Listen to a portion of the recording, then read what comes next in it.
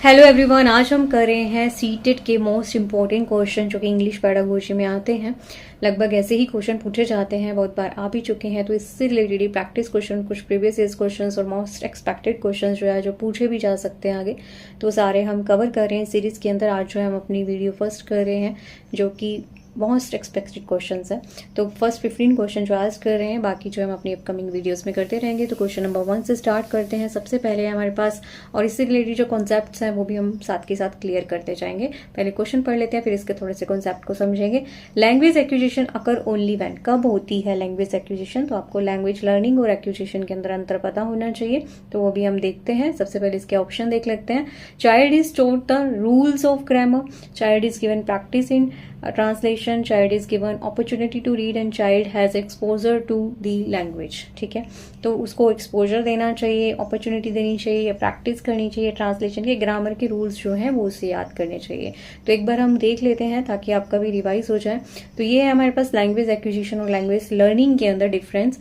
तो अगर आप देखें कि जो लैंग्वेज एक्विजिशन है उसके अंदर क्या होता है, लैंग्वेज जो लर्निंग है वो नेचुरल होती है और अनकॉन्शियस प्रोसेस होती है। जैसे कि एक बच्चा होता है, जब वो छोटा होता है तो ईजी से जो है लैंग्वेज को सीख लेता है, उसको रूल्स रटने की जरूरत नहीं होती, अपने घर वालों को नकल करके वो सीख लेता है। तो उस भाषा को जो हम इस तरीके से सीखते हैं, अपने घर वालों से सीखते हैं, जो सुनने बोलता हुआ देखिए, उसे हम एक्विजिशन कहते हैं, भाषा अर्जन कहते हैं। और जो है हम स्कूल में जाकर स्पेशली रूल्स के साथ सीखते हैं, कॉन्शियस होकर सीखते हैं, अटेंशनली सीखते हैं, वो जो है हम लैंग्वेज लर्निंग कहते हैं। ठीक है, ये जो है हमें लैंग्वेज एक्विजिशन के अंदर हमें क्या है, हमें एक्सपोजर मिलना चाहिए बोलने का बस। ठीक है, और इंटरेक्शन होनी चाहिए।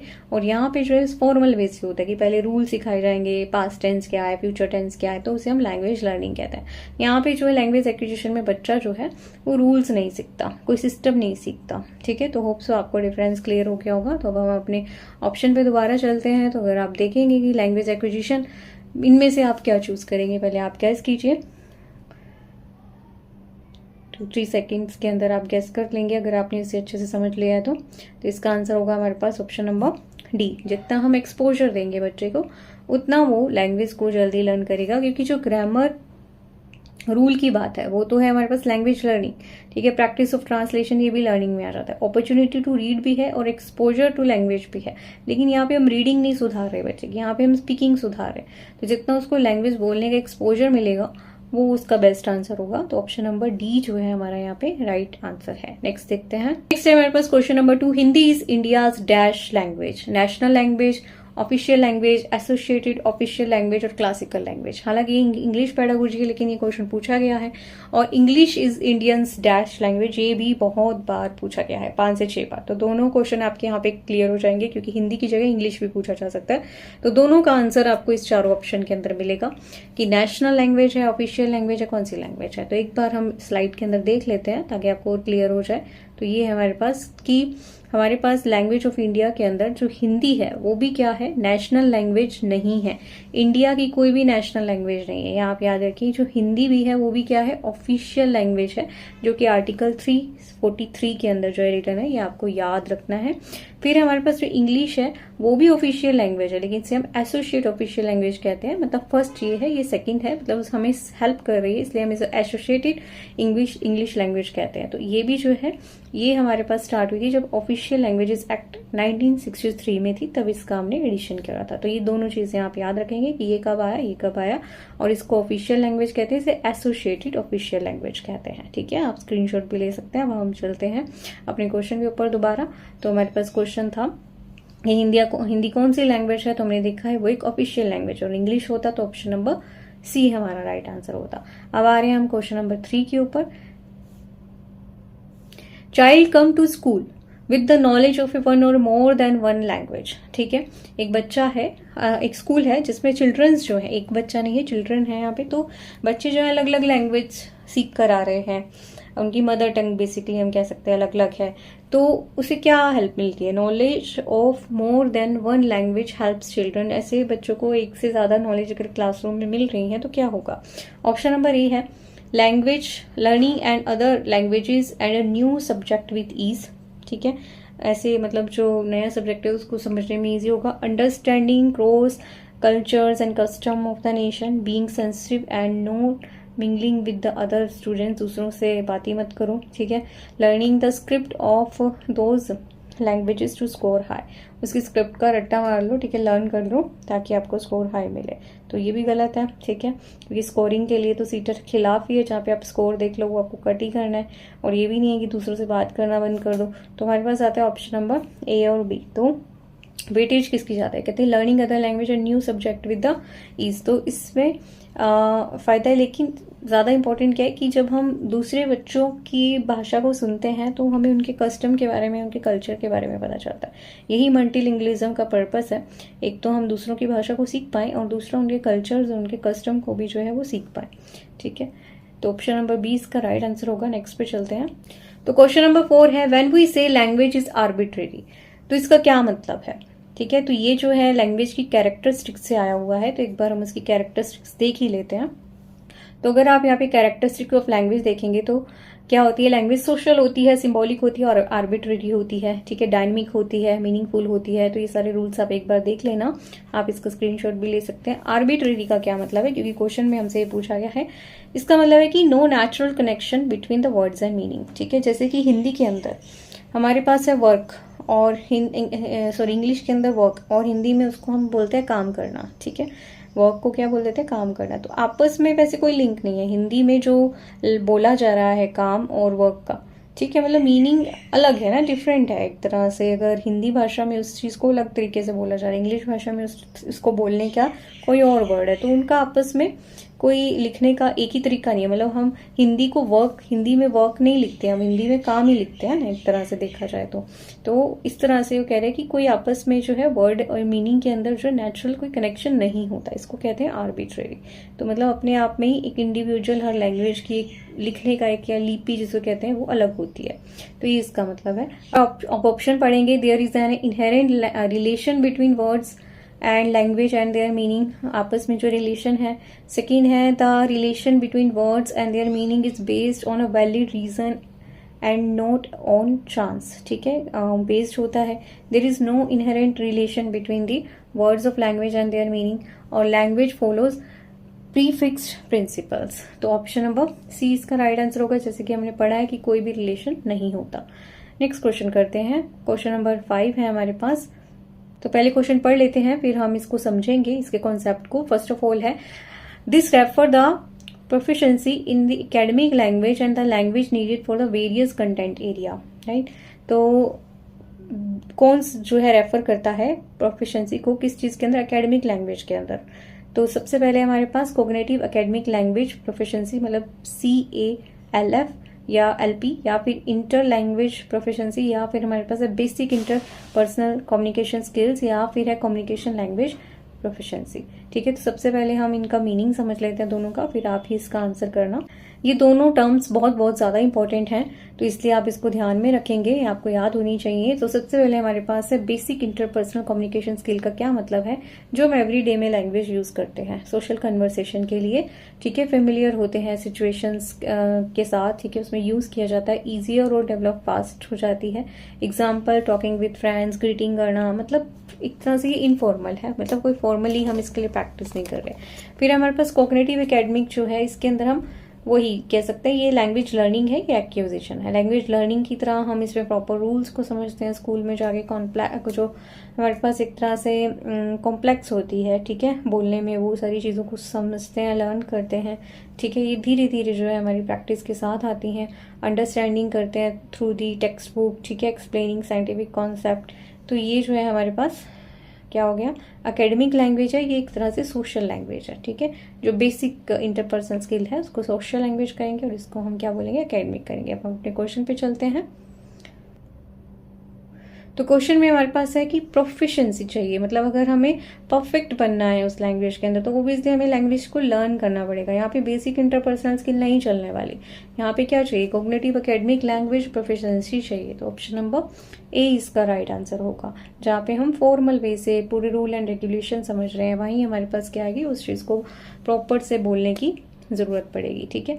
तो ऑप्शन नंबर ए इसका राइट आंसर होगा। नेक्स्ट क्वेश्चन है हमारे पास, when you go to teach you find that the text book begin with the rhymes and picture stories और एंड विद द अल्फाबेट्स। ठीक है, जब आप पढ़ाने चाहते हो देख रहे हो कि जो टेक्स्ट बुक है वो स्टार्ट तो राइम से हो रही है, फिर उसमें पिक्चर्स एंड स्टोरीज हैं और एंड हो रही है अल्फाबेट से। ठीक है, तो which approach does this kind of arrangement suggest in language pedagogy. ठीक है, तो सबसे पहले हम ये जो है सारी अप्रोचेस देख लेते हैं। ऐसे तो हमने पहले समझी हुई हैं जैसे एक सेपरेट चैप्टर के अंदर। ठीक है, तो इनमें से जो मेन है हमारे पास बॉटम अप और टॉप डाउन अप्रोच और एक्लेक्टिक अप्रोच भी बहुत इंपॉर्टेंट है। ठीक है, तो ये तीनों हम पहले देख लेते हैं। वैसे एक्लेक्टिक अप्रोच होती है जब हम बहुत सारे मेथड्स को मिक्स कर देते हैं। ओके, तब हम जो अप्रोच का यूज़ करते हैं बहुत सारे मेथड्स को यूज़ करके, अप्रोचेस को यूज़ करके, तो हम उसको हम एक्लेक्टिक अप्रोच कह देते हैं। तो ये दोनों चीज़ें क्या है इसको एक बार देख लेते हैं। जिनको पता है उनका रिवाइज हो जाएगा, फिर आप इसको आंसर करिएगा। और जिनको ऑलरेडी आंसर पता है वो कमेंट बॉक्स में जो है आंसर कर सकते हैं। पहले हमारे पास टॉप डाउन अप्रोच, तो इसमें क्या है हमारे पास होल पार्ट से क्या होता है, होल से पार्ट किए हो जाते हैं। जैसे कि एक बच्चा जो है यहाँ पे बुक पढ़ रहा है, फिर स्टोरी और फिर जो है वर्ड्स और कॉन्टेक्स्ट के ऊपर जा रहा है। ठीक है, तो सबसे पहले हमारे पास होल पिक्चर होती है और उससे हम जो है कहाँ जाते हैं, अल्फाबेट की हो जाते हैं, तो उसको हम टॉप डाउन अप्रोच कहते हैं। लेकिन जब हम पार्ट से होल की हो जाते हैं, मतलब पहले हम अल्फाबेट, फिर वर्ड सीख रहे हैं, फिर सेंटेंस सीख रहे हैं, फिर मीनिंग के ऊपर जा रहे हैं, जैसे यहाँ पे कैट है, तो ये जो होता है ये हमारे पास होता है बॉटम अप अप्रोच। ठीक है, बॉटम से अप की ओर जा रहे हैं, यहाँ पे हम टॉप से मतलब होल से पार्ट की ओर जा रहे हैं, वर्ड्स की ओर जा रहे हैं। तो हमारी जो क्वेश्चन है उसमें हमने देखा हो कि हम अल्फाबेट पे जा रहे हैं, लेकिन पहले हमारे पास होल पिक्चर है। ठीक है, उससे हम धीरे धीरे जा रहे हैं। तो कौन सी अप्रोच होगी हमारी क्वेश्चन के अंदर, टॉप डाउन अप्रोच उसका आंसर होगा। तो इसका आंसर होगा ऑप्शन नंबर ए। ठीक है, नेक्स्ट चलते हैं हम। नेक्स्ट क्वेश्चन है हमारे पास, a child learn his her first language in a dash, friendly sitting, tutored sitting या फॉर्मल सिटिंग या फिर नेचुरल सिटिंग। तो हमें पता है कि जो चाइल्ड है लर्न करता है अपनी फर्स्ट लैंग्वेज, मतलब उसकी जो मदर टंग है वो कैसे लर्न करता है, उसको कोई भी फॉर्मल सिटिंग की जरूरत नहीं होती, वो नेचुरल सिटिंग के अंदर करता है। ठीक है, तो ऑप्शन नंबर डी इसका राइट आंसर होगा। नेक्स्ट क्वेश्चन देखते हैं, what is the status given to the English by the Indian constitution. तो अभी हमने ये करा ही है, क्वेश्चन नंबर 2 के अंदर आपने देखा और उसको समझा भी था, और जिन्होंने समझा है और याद है उन्होंने क्लिक कर भी लिया होगा। A national language, link language, official language, associated official language. तो इंग्लिश जो है वो क्या है हमारे पास, एसोसिएट इंग्लिश लैंग्वेज है। ऑप्शन नंबर डी इसका राइट आंसर होगा। नाउ हम चलते हैं नेक्स्ट क्वेश्चन पे। नेक्स्ट क्वेश्चन है हमारे पास, मल्टीलिंगुअलिज्म इज। इसके ऊपर मैंने पूरा चैप्टर जो है वो कराया हुआ है। तो इंग्लिश पेडागोजी की जो प्लेलिस्ट है वो अलग से बनी हुई है, तो आप वहाँ पे जाके जो सारे टॉपिक्स देख सकते हैं। हमने लगभग जो है ऑलमोस्ट सारे टॉपिक्स जो है कवर करे ही हैं, तो आप वो सारी देख सकते हैं, क्योंकि उससे रिलेटेड हमने प्रीवियस ईयर्स के सारे क्वेश्चन भी उसमें कवर करें। और अगर आपको ये सेशन अच्छा लग रहा है तो आप इसे लाइक, सब्सक्राइब एंड शेयर कर सकते हो। तो अब हम चलते हैं हमारे ऑप्शन की ओर। Learning as a many languages as a possible. ठीक है, मल्टीलिंगुअलिज्म का मतलब ये होता है learning the mother tongue home language only, या starting with mother tongue home language and move on to and more languages in the school, starting with the mother tongue and moving to the English medium and adding another languages in high school. ठीक है, तो main multilingualism का क्या मतलब होता है वो आपको बताना है। तो आपके पास है 5 सेकेंड्स और आप गेस कीजिए।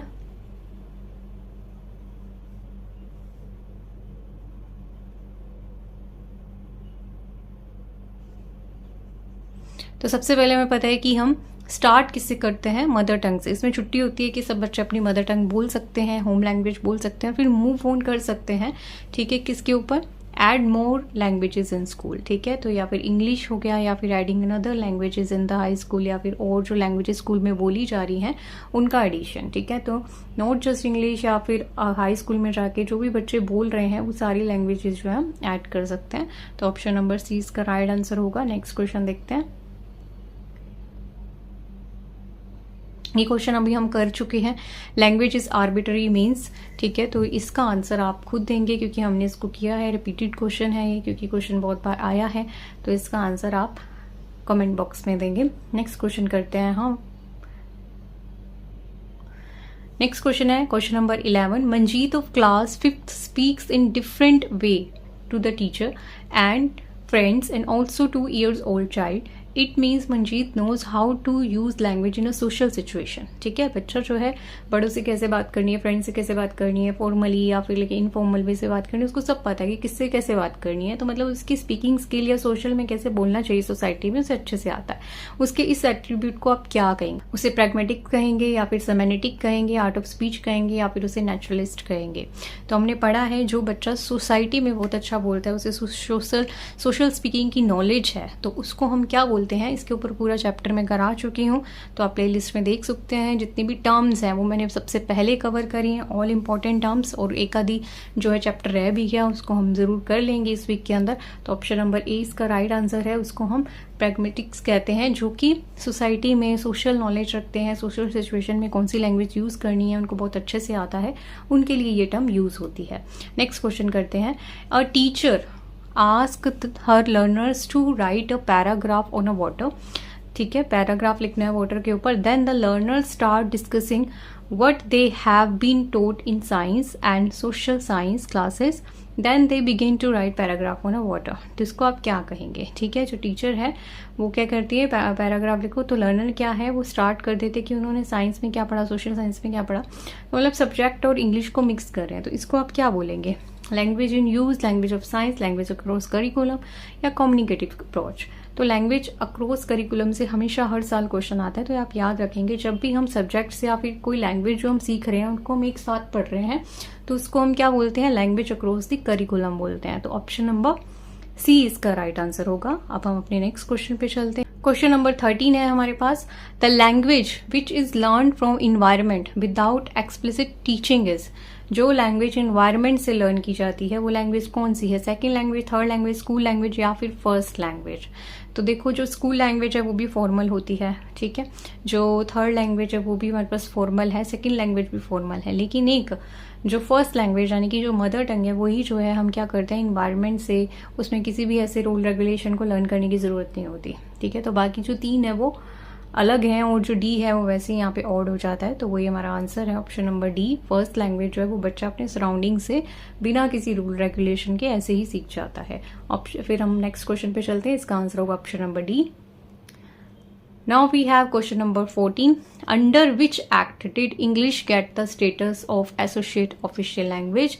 किस स्टेटस के अंदर जो है इंग्लिश को जो है एसोसिएट ऑफिशियल लैंग्वेज का दर्जा मिला है, ये आपको बताना है। ये हमने करा था associate official language act article 343 के अंदर। तो ये हमने पढ़ा था कि 3 लैंग्वेज फॉर्मूला या फिर लैंग्वेज नेशनल करिकुलम फ्रेमवर्क या फिर ऑफिशियल लैंग्वेज एक्ट आर्टिकल 343, ठीक है। तो दोनों ही एक्ट जो है वो 343 आर्टिकल में रिटर्न है, चाहे हिंदी है चाहे इंग्लिश है, एज ए ऑफिशियल लैंग्वेज या एसोसिएट ऑफिशियल लैंग्वेज है। तो आर्टिकल 343 में और 1963 के अंदर दोनों को ऐड किया गया था, ठीक है। तो इसका आंसर हमें पता है, ऑप्शन नंबर ए इसका राइट आंसर होगा। नेक्स्ट क्वेश्चन देखते हैं। ये क्वेश्चन थोड़ा मिसप्रिंट है, इसको हम अपने नेक्स्ट सेशन के अंदर कंप्लीट कर लेंगे। आप ये क्वेश्चन देख सकते हैं। सबसे पहले आप यहाँ पे इस क्वेश्चन के अंदर है हमारे पास CALP स्टैंड फॉर। तो ये अभी हम पढ़ के आए हैं अच्छे से, CALP किसे कहेंगे। क्वेश्चन नंबर 15 हम नेक्स्ट जो हमारी सीरीज होगी, नेक्स्ट जो वीडियो होगी उसके अंदर आपको कराएंगे। कोग्निटिवली एकेडमिक लैंग्वेज प्रोफिशिएंसी कहेंगे CALP को, या कोग्निटिवली एडवांस्ड लैंग्वेज प्रोफिशिएंसी, या फिर competency based academic language proficiency, या फिर कंपेरेटिव एकेडमिक लैंग्वेज प्रोफिशिएंसी। तो ये हमने अभी कराई है, तो जिसमें हमने बेसिक जो हमारे पास कम्युनिकेशन स्किल्स इसके बारे में पढ़ा था और CALP के बारे में पढ़ा था। तो अगर आपको याद है वो स्लाइड, नहीं तो आप वो जाके देख सकते हैं दोबारा से। तो उसमें हमने पढ़ा था, ऑप्शन नंबर सी इसका राइट आंसर होगा, competency based academic language proficiency, जब हम लैंग्वेज को रूल्स के साथ समझते हैं। सो इस वीडियो के अंदर इतना ही। Thank you so much for watching. Stay blessed, stay happy और आप बहुत अच्छे से अपनी तैयारी करते रहें।